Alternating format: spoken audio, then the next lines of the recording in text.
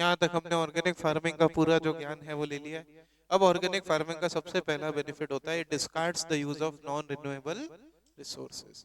आप देखो, conventional farming बोला है, कौन सी फार्मिंग? कॉमर्शियल। कन्वेंशनल और कॉमर्शियल फार्मिंग एक ही होती है। ऑर्गेनिक फार्मिंग में कोई भी केमिकल, पेट्रोल बेस्ड ये सब यूज नहीं होता है। They all know about that petrol is a non renewable resource.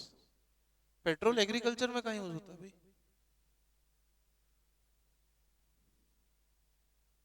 Fertiliser में पेट्रोल डालते हैं?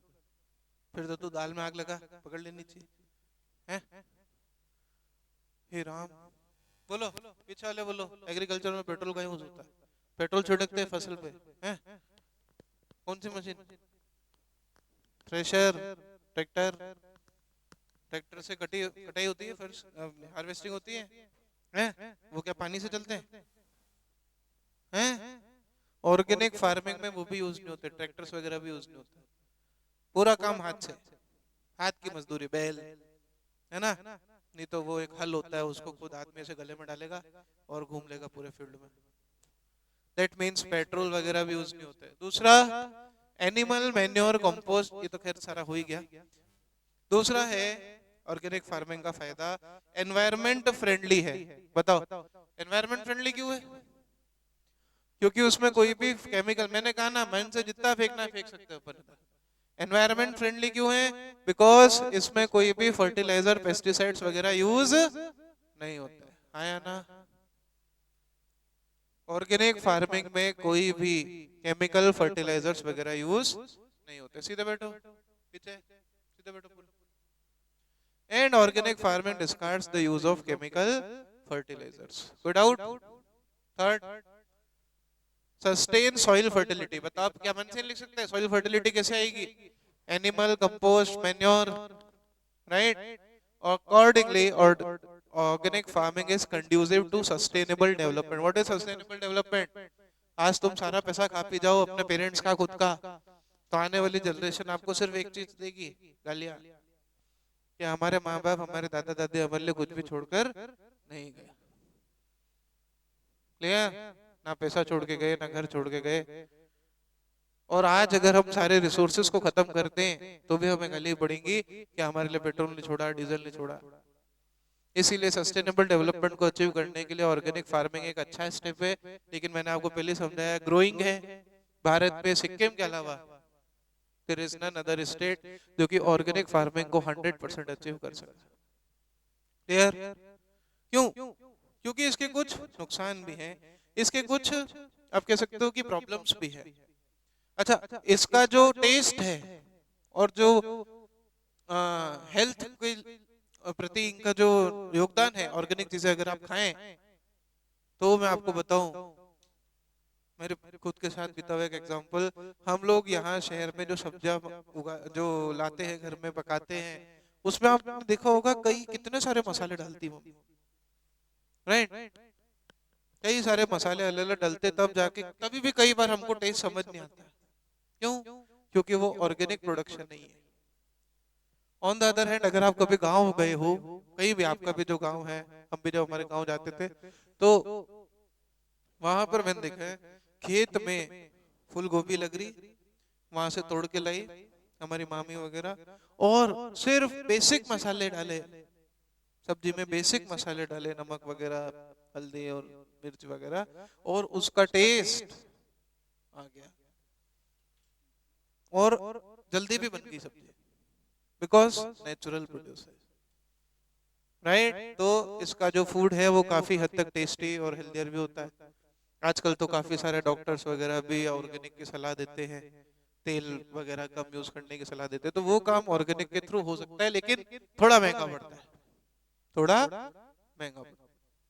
So India has a comparative advantage, और भारत में तो बहुत बड़ी एडवांटेज है ऑर्गेनिक फार्मिंग करने की। क्यों? क्योंकि हमारे पास अनएम्प्लॉयड लोग खूब है। हमें जरूरत नहीं थी इतने ट्रैक्टर्स, मशीन और थ्रेशर्स की। हम ऑर्गेनिक तरीके से अगर अगर हमारी पॉपुलेशन पर कंट्रोल रहता, तो इंडिया ऑर्गेनिक फार्मिंग अचीव कर सकता था। लेकिन हम मानते नहीं है। कोविड में ही हमने फर्स्ट रैंक लिया है, पर क्या करें? इसलिए भारत के पास अबंडेंस प्लेसेस हैं कई खेत हैं जिस पर ऑर्गेनिक फार्मिंग की जा सकती है, लेकिन प्रॉब्लम्स भी हैं, वो आगे नीचे आ रहा है, what are the challenges of the organic farming. Clear? बोलो कोई डाउट, कोई प्रॉब्लम? अगला, organic farming is a inexpensive farming technology to small farmer. मैंने कहा ना महंगी है, right? It constitute bulk of farming population in India. Conventional technology, अच्छा कन्वेंशनल एग्जाम में ये मत सुनना क्या है कन्वेंशनल, मतलब एचवाईवी सीड्स वाली जो फार्मिंग थी जिसमें फर्टिलाइजर्स पेस्टिसाइड्स यूज होते थे, उनको पानी भी ज्यादा चाहिए, लेकिन एक ऑर्गेनिक फार्मिंग को उगाने के लिए इतने पानी की भी आवश्यकता नहीं है, क्योंकि प्रोडक्शन ही स्मॉल होता है, लेसर क्वांटिटी में प्रोडक्शन होता है। Small and marginal farmer are desperate to bid use this package, often slip into indebtedness। हाँ, अब सोचो 400 रुपए किलो दाल बिक रही है और मार्केट में दूसरी दाल 100, 150, 200 रुपए किलो बिक रही है। आदमी को अपनी जेब भी देखनी है, तो अब सोचो बच्चों, उसको थोड़ा सा प्रोडक्शन ही नहीं बिक पाता, तो वो क्या सोचता है, हटाओ बीमारी, करो एचवाईवी सीड्स, 12 महीने फसल उगा। आज से थोड़े साल पहले अगर मैं बात करूं, आज आपने देखा होगा एक सब्जी मार्केट में, कोई भी एक प्रकार की सब्जी जो रेगुलर सब्जी है, वो 12 महीने आ रही है। सारे 12 महीने आपको मार्केट में एक ना एक दो चार सब्जी तो दिखेगी ही दिखेगी, 12 महीने दिखेगी। लेकिन ऐसे पहला पॉसिबल नहीं होता था। क्यों? क्योंकि सारा का सारा प्रोडक्शन ऑर्गेनिक नहीं है, वो सारा का सारा प्रोडक्शन कन्वेंशनल है। क्लियर? समझ में आया? 12 महीने एप्पल दिखेंगे आपको मार्केट में, ऑल 12 मंथ्स एप्पल, जबकि एप्पल का प्रोडक्शन सबसे ज्यादा किस सीजन में होता है? ठंड में। 12 महीने एप्पल दिख रहे हैं, कहां से आ रहे हैं? ऑर्गेनिक तो नहीं है, कुछ भी ऑर्गेनिक नहीं है जो आप खा रहे हैं, जो हम खा रहे हैं कुछ भी ऑर्गेनिक नहीं है। ऑर्गेनिक के नाम पे लोग पागल बना रहे हैं। कल मैंने आपको अंडों का एग्जांपल दिया था, देसी अंडे पे चाय पत्ती का कलर चढ़ा करके बेच दिया जाता है, जबकि असली में वो वही व्हाइट अंडा ही है।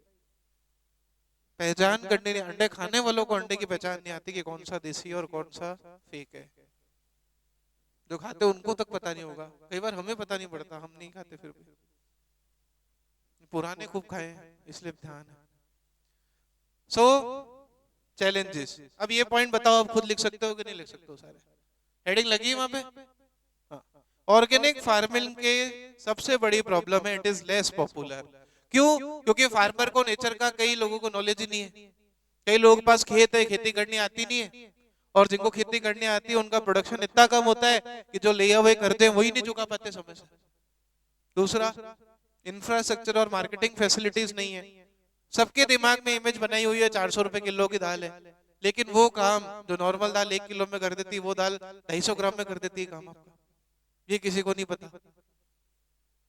जो आपकी भूख दो कटोरी दाल खाने पे नहीं मिटती, वो ऑर्गेनिक के अंदर आप आधी कटोरी, 1 कटोरी में सेटिस्फैक्शन मिल जाएगा, ये किसी को नहीं पता। बस सबको ही पता है महंगा है, महंगा है, महंगा है। तीसरा, लोअर यील्ड, क्योंकि प्रोडक्शन कम है, उगाने वाले फार्मर्स कम है, प्रॉफिट कम है, तो कोई करना नहीं चाहता ऑर्गेनिक फार्मिंग, राइट? इसका एक और एग्जांपल मैं आपको दूं, हनी। हनी सुना?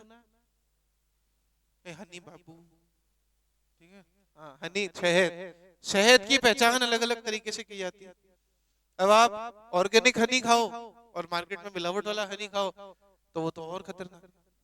शक्कर, शक्कर भी में भी मिलावट हो रही है, लेकिन जो ओरिजिनल हनी है उसको आप चम्मच में लेकर के चम्मच उल्टा भी कर दोगे वो टपकेगा नहीं। हनी चम्मच में लिया, उल्टा किया तो भी छूटेगा नहीं वो चम्मच से, इतना ऑर्गेनिक हनी वो होता है। दूध इतना ऑर्गेनिक होता है कि हमारे राजस्थानी जो है उनको तो बहुत मिलावट करके दूध बेचा जाता है, बहुत मिलावट करके। असली दूध, असली लस्सी की पहचान वो लिक्विड होती ही नहीं है। आप जाओ कभी पंजाब तो आपको देखने को मिलेगा। Lower yield and shorter food life. क्यों? केमिकल्स यूज नहीं है, फर्टिलाइजर्स यूज नहीं है, जितने समय में बने उससे उतने समय में अगर कंज्यूम नहीं हुए तो खराब हो जाएंगे। And last, limited choice of crops, ये ऑफ सीजन क्रॉप सारी बंद हो जाए अगर ऑर्गेनिक को आप बढ़ावा दो। 12 महीने आपको कई सब्जियां मिलने दिखनी, एप्पल तक दिखने बंद हो जाए।